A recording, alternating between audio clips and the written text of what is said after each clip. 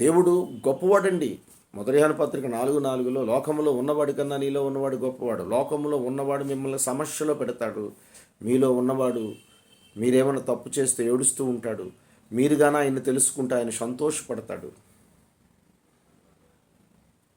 చాలా గొప్ప దేవుడిగా ఉన్నాడు యేసు. ప్రతి ఒక్కరూ యేసును నమ్మిన ప్రతి ఒక్కరూ బాగానే ఉన్నారు. కొంతమంది అంటున్నారు, యేసు ప్రభునే నమ్ముకున్నాడు, మరి రోజు ఆడు తాగుతాడు, సిగరెట్లు కాలుస్తాడు, రోడ్డు మీద బేవరసోళ్ళ తిరుగుతాడంటే నేనంటాను, యేసు ప్రభు నమ్మి కూడా అలా తిరిగితే వాడు దెయ్యాన్ని నమ్మాడు, యేసు ప్రభుని కాదు. ఈ భయంకరమైన పాపంలో జీవించిన నన్ను ఒకటి కాదండి, చేయలేని పాపమే లేదు, అన్ని పాపాలు చేశాను నేను.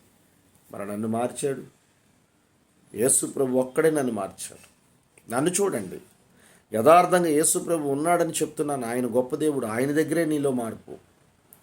నువ్వు వెళ్ళి, ప్రభు ఎన్నాళ్ళు నీకు దూరం అయిపోయాను, నన్ను క్షమించు, ప్రభు నా కుటుంబాన్ని రక్షించు, నన్ను రక్షించని అడిగితే ఖచ్చితంగా ఆయన రక్షించే దేవుడు, నన్ను కాపాడే దేవుడు. నన్ను కాపాడిన దేవుడు మీ బిడ్డల్ని కాపాడుతాడు, మీ కుటుంబాన్ని కాపాడుతాడు, మీ సమస్యలన్నింటిలోంచి విడుదలిచ్చే దేవుడిగా ఉన్నాడు. నమ్మండి. అయితే అందరి హృదయం అందరూ మనుషులు ఎంతమంది ఉన్నారో అందరి హృదయం ఏకరీతిగా చేశాడండి. చూడండి మళ్ళీ 15వ వచనం, 33వ కీర్తన 15వ వచనం. ఆయన వారందరి హృదయములు ఏకరీతిగా నిర్మించినవాడు, వారి క్రియలన్నీ విమోచించేవాడు, వారిని దర్శించేవాడు. ఖచ్చితంగా ఒక దినము అందరినీ దర్శిస్తాడు. మంచి వాళ్ళందరూ ఆయనతో ఉంటారు, చెడ్డ వాళ్ళందరూ గుండెలు బద్దలు కొట్టుకుంటారు. మేము నీ మాట వినలేకపోయినా మమ్మల్ని క్షమించి రక్షించంటే అవ్వదు. ముందుగా మీరు బ్రతికుంటుండగా తెలుసుకోండి ఆయన గొప్ప దేవుడిగా ఉన్నాడు. ఇక్కడ 16వ వచనం, 33వ కీర్తన 16. ఏ రాజును ఏ సేనా బలము చేత రక్షింపబడడు, ఏ వీరుడును అధిక బలము చేత తప్పించుకొనడు. చూసారా, ముఖ్యమంత్రులైనా ప్రైమ్ మినిస్టర్లైనా ఎవరైనా సరే యేసు ప్రభువుని అంగీకరించే వారు మాత్రమే రక్షించబడతారు. వారిక్కడ వాళ్ళ పదవులతో కొంతమంది పోలీసు బలగాలను పెట్టుకొని అన్ని విషయాల్లో తప్పించుకుంటూ వెళ్తున్నారేమో, కానీ ఒక దినము తప్పించుకోలేని ప్లేస్ ఒకటి ఉంది, పరదేశం అనేది ఉంది. అక్కడ తీర్పు ఉంటుంది. పరదేశంలో దేవుడు కూర్చొని సింహాసనం మీద కూర్చొని 2 గుంపులుగా పెట్టి, కుడి పక్కన ఉన్న వారిని పరలోక రాజ్యానికి పంపించి, ఎడం పక్కన ఉన్న వారిని సాతానుతో పాటు శపించబడిన వారులారా అని వారితో పాటు నిత్యాగ్నికి పంపిస్తాడని మత్తయి సువార్త 25వ అధ్యాయము 34వ వచనం ప్రకారం పరలోకము, 41వ వచనం ప్రకారం సాతానుతో పాటు శపించబడిన వారులారా. మీ ఇంటి ముందుకు వచ్చి యేసు ప్రభు ఉన్నాడని చెప్పినా మీరు నమ్మలేదు. మీ ఇంటికి సేవకుడు వచ్చి ఎంతో బ్రతిమాలుకున్నాడు, ఎంతో సమాధానం పరిచాడు. అమ్మా నీ భర్తతో సమాధానం పడు, బాబు నీ భార్యను ప్రేమించు, బాబు మీ తల్లిదండ్రులు ప్రేమించండి, అత్తమామ ప్రేమించండి, చెడు వ్యసనాలకు వెళ్ళకండి అని సేవకుడు చెప్పినా మీరు వినలేదు.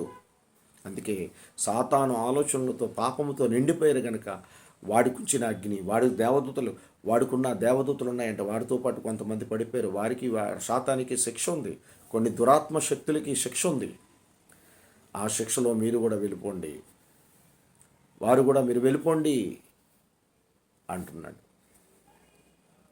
దేవునికి స్తోత్రం. శపించబడద్దు, దేవుణ్ణి తెలుసుకోండి. మీ దేహములో మీ ప్రాణం ఉన్నంత వరకు ఉన్నప్పుడే మీరు తెలుసుకోవాలి. ఇక్కడ ఏ రాజు కూడా రక్షింపబడడు, ఏ వీరుడు కూడా తప్పించుకొనజాలడు. ఇక్కడ 17వ వచనం, రక్షించుటకు గుర్రములు అక్కరకు రాదు, అది దాని విశేష బలము చేత మనుషులను తప్పింపజాలదు.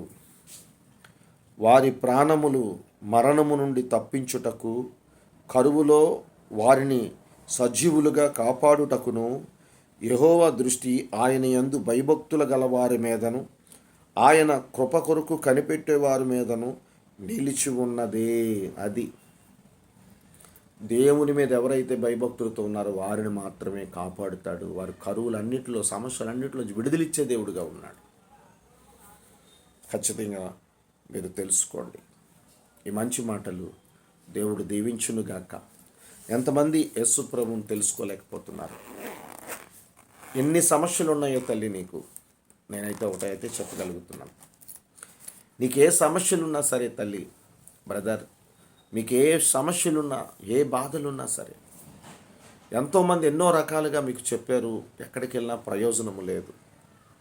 కానీ నేను చెప్పేదల్లా ఒకటే, మీరు ఒక్కసారి యేసు ప్రభు దగ్గరికి మీరు చేరుకోండి.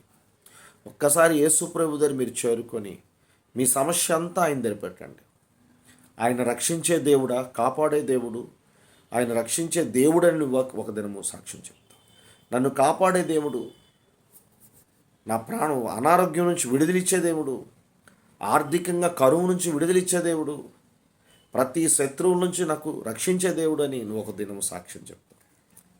ఈ మంచి మాటలు ఎంతమంది అయితే చెవిగలవాడు వినుడుగా కానీ యేసు ప్రభు 13 మత్తయి సువార్త 13:9 ప్రకారం ఎంతమంది అయితే వింటున్నారో దేవుడు చెప్పిన మాట, వారందరికీ రక్షిస్తాడని నేను నమ్ముతున్నాను. God bless you all. ఈ 3 వీడియోలు చూడండి. మీకు నచ్చితే సబ్స్క్రైబ్ చేయండి, లైక్ చేయండి. మీరు కూడా ఈ వాక్యం వినండి. ఈ పేదవాడి కొరకు ప్రార్థన చేయండి. నేను యేసులో గొప్పవాడిని, భూలోకంలో పేదవాడిని. నాకున్నది 10 మందికి అన్నం పెడుతున్నాను, సహాయం చేస్తున్నాను, ముందుకు వెళుతున్నాను. ఇంతకన్నా భాగ్యం ఏమి లేదు. నా కొరకు ప్రార్థన చేయండి. నా అందరి కోసం ప్రార్థిస్తున్నాను. అలాగే హిందూ, ముస్లిం, క్రిస్టియన్ బ్రతుకుతున్న ప్రతి ఒక్కరి కోసం నేను ప్రార్థిస్తున్నాను. అందరూ బాగుండాలి. God bless you all. Praise the lord.